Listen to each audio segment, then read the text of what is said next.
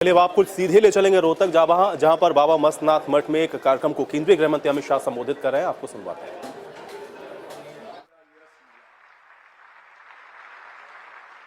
उन्होंने बड़ी दृढ़ता के साथ कहा कि संभव असंभव दिखते हुए सभी कार्य इसके पीछे यत्न नहीं छोड़ना चाहिए।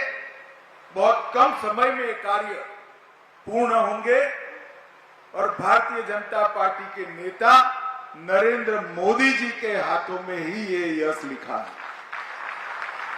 और मुझे ठीक याद है और मैं आज सबके सामने स्वीकार भी करना चाहता हूं कि मुझे कोई बड़ी श्रद्धा नहीं थी। मुझे लगा कि चांदनाथ जी का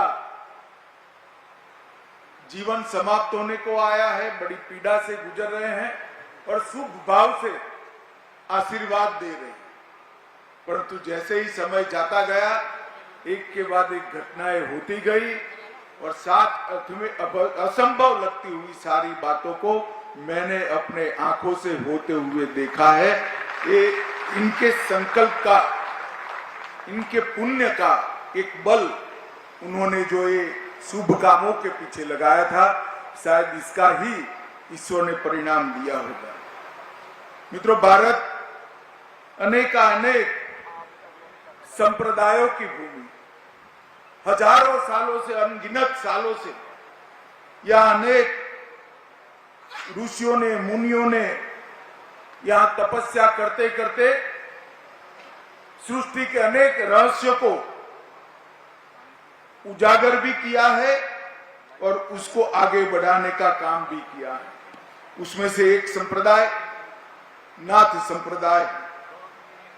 नाथ संप्रदाय का स्थान हमारे हिंदू संप्रदायों में एक अद्वितीय स्थान रहा है और कहते हैं कि नाथ संप्रदाय की शुरुआत आदिनाथ स्वयं शिव ने की। मैं बहुत बाल्यकाल में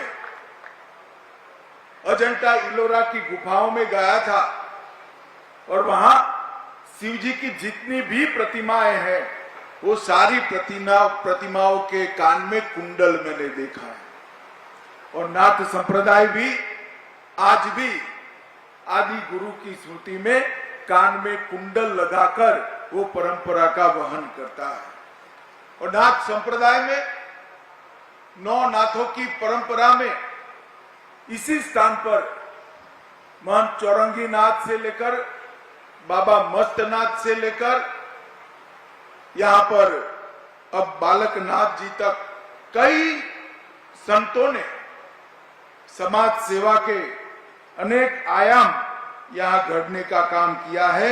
और इसी के कारण आज इस मठ के प्रति पूरे पंथ में, चाहे हरियाणा हो चाहे राजस्थान हो, एक श्रद्धा भाव का प्रादुर्भाव हुआ है। और इसके साथ साथ मठ ने आरोग्य और शिक्षा के क्षेत्र में भी कई महत्वपूर्ण संस्थान भी बनाए और एक प्रकार से यज्ञ भी चालू। मुझे मालूम है, जब कोरोना का काल आया, मैं सभी स्वयंसेवी संस्थाओं से बात करता था